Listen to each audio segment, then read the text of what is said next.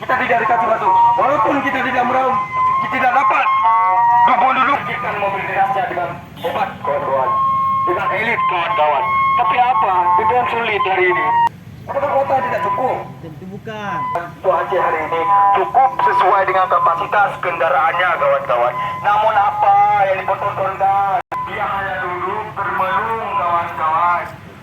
Banyak sekali kasus yang tidak. Apakah kita sudah kena dampak yang baik kawan-kawan? Apakah kita sudah beliau hanya jika tidak diingatkan maka beliau akan terus tidur di dalam menyuarakan suatu kepentingan rakyat. Kita dijemur di depan kawan-kawan adik-adiknya, ajarkan kakaknya untuk menjadi para berpendidikan yang radikal. Di balik ini semua, kenapa para pejabat yang terkena kasus? Apa sebaliknya? Apakah ada main laci di situ? Apakah ada main kolong laci di situ? Para abang-abang kita, para ayah-ayah kita di dalam kawan-kawan. Kita hanya cukup menunggu bagaimana. Tapi apa hari ini tindakannya? Mereka hanya diam.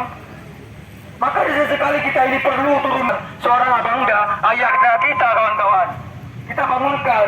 Tapi ayah kita sekarang mengajarkan kita bagaimana menindak. Hari ini kita diperuntukkan untuk berdiri di sini, untuk mengalami bagaimana kita banyak sekali rakyat tidak berani mengeluarkan suaranya, takut